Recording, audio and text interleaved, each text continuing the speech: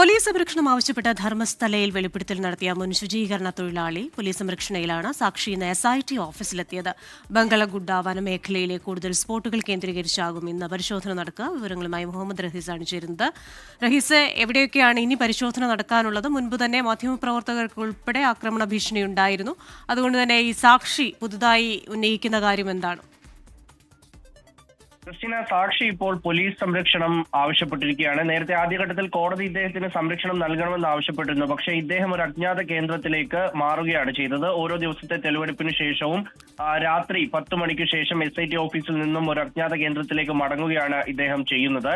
അപ്പോൾ ഇന്നലെ ഒക്കെ ഉണ്ടായ സംഭവങ്ങളുടെ പശ്ചാത്തലത്തിൽ, പ്രത്യേകിച്ച് കഴിഞ്ഞ ദിവസം രാത്രി മാധ്യമപ്രവർത്തകർക്കൊക്കെ നേരെ ഉണ്ടായ ആക്രമണത്തിന് പിന്നാലെയാണ് ഇപ്പോൾ സാക്ഷി എന്തായാലും പോലീസ് സംരക്ഷണം വേണം എന്ന് ആവശ്യപ്പെട്ടിരിക്കുന്നത്. ഇന്ന് പോലീസ് സംരക്ഷണത്തോടെയാണ് അദ്ദേഹം SIT ഓഫീസിൽ എത്തിയത്. നേരത്തെ ഇദ്ദേഹം കഴിഞ്ഞ ദിവസം ഉച്ചയ്ക്ക് ശേഷം മാത്രമാണ് SIT ഓഫീസിലെത്തിയത്. അതുകൊണ്ട് തന്നെ ഇന്നലത്തെ തെരച്ചിൽ നടത്താൻ സാധിച്ചിരുന്നില്ല. ഇന്നലെ ഒരു മേഖലകളിലും തെരച്ചിൽ നടന്നില്ല. ഇന്നിപ്പോൾ നേരത്തെ ചൂണ്ടിക്കാട്ടിയിട്ടുള്ള 13ാം സ്പോട്ട് മാത്രമാണ് തെരച്ചിലിന് ബാക്കിയുള്ളത്. പക്ഷേ ആ സ്പോട്ടിലേക്കല്ല ഈ സംഘം എത്തുന്നത് എന്നാണ് സൂചന. മറിച്ച് മറ്റൊരു സ്പോട്ടിൽ നിന്ന് സാക്ഷി കാട്ടിക്കൊടുക്കുകയും അവിടേക്ക് തെരച്ചിൽ നടത്താനാണ് SIT ഇപ്പോൾ തീരുമാനിച്ചിരിക്കുന്നത്. എന്തായാലും ഒരു 2-3 ദിവസം കൂടി പരിശോധന തുടരുമെന്നുള്ള വിവരമാണ് ലഭിക്കുന്നത്. ക്രിസ്റ്റീന. ശരി, മുഹമ്മദ് റഹീസാണ് വിശദാംശങ്ങൾ നൽകിയത്. ലോകത്തെവിടെയായാലും ഏത് സമയത്തും 24 വാർത്തകളും ഓഗ്മെന്റഡ് റിയാലിറ്റി പാക്കേജുകളും എക്സ്പ്ലെയിനറുകളും വിശദമായി കാണാൻ ഞങ്ങളുടെ YouTube ചാനൽ നിങ്ങൾക്ക് സബ്സ്ക്രൈബ് ചെയ്യാം.